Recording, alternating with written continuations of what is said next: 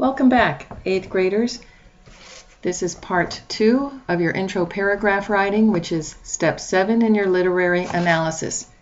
To review quickly, this 3-sentence introduction begins with a sentence we call the hook, which is very broad, a bridge, a little less broad, a little more narrow, that leads to your thesis, which you have already written.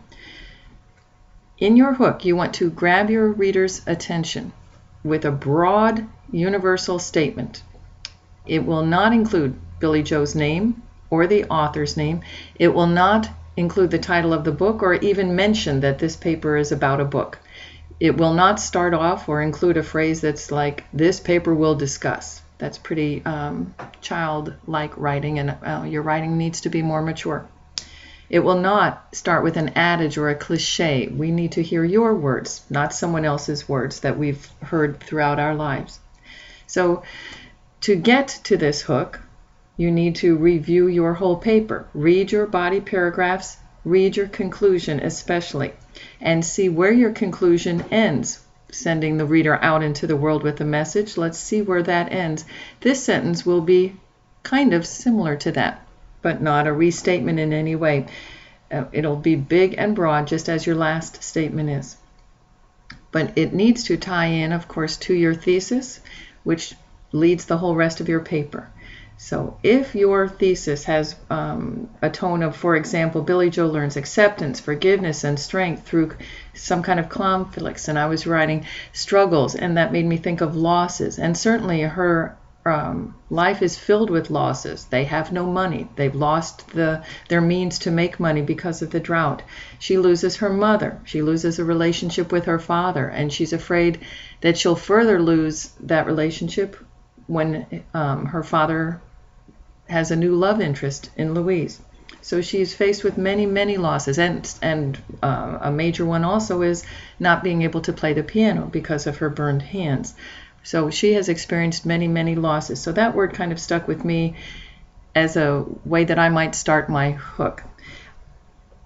And this is just, for example, for you to see the direction that the intro takes. Please do not use my words in your paper.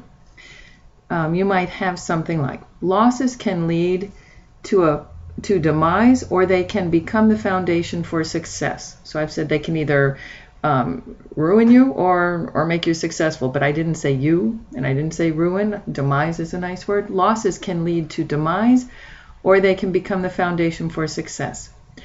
Now I'm going to have a connecting sentence that gets us from the hook to the thesis. I'm still not mentioning Billy Joe, the author, the title, the fact that this is a book. I'm just narrowing my scope so that the thesis will fit right in like a glove. The choice lies in the choice lies in viewing those losses as life-defining ends or as opportunities for new paths.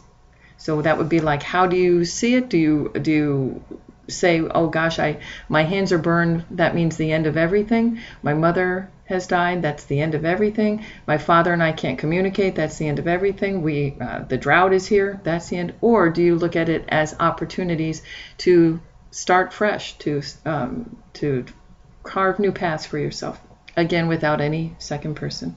And then your thesis should fit right in here. If this were what my thesis were about, it would fit right in. Yours, of course, will vary some. Remember that in these 3 sentences, you will use no first-person pronouns, no second-person pronouns, including no commands, so with the implied you. So no command sentences, no imperatives.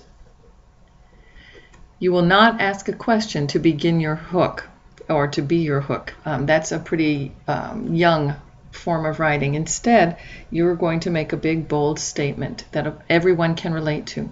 No exclamations, no quoted material. There will be no citations offered for the intro paragraph. We don't see a quote until the 3rd sentence in your first body paragraph. You'll have your topic sentence, your first point, and then a quote. That's the first time we see out of the dust material besides the mention of the title in your thesis.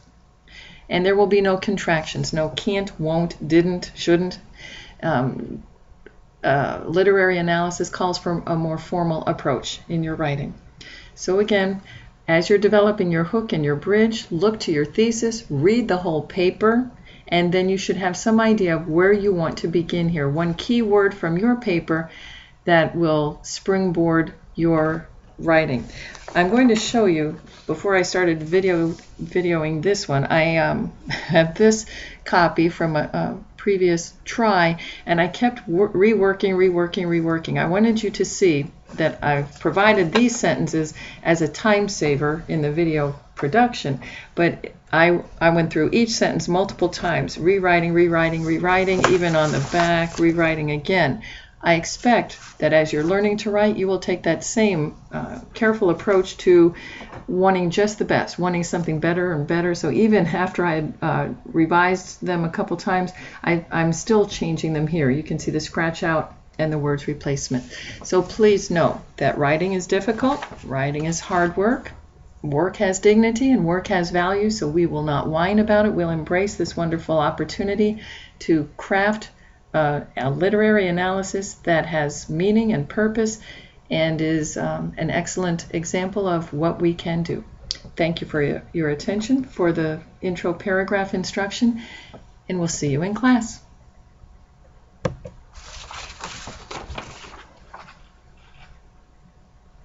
Should fit right in there like a glove. So here is how we finish forming an intro paragraph. A reminder that it's 3 sentences, hook, bridge, thesis. There's no first person, no second person, including no commands that have the understood you in it.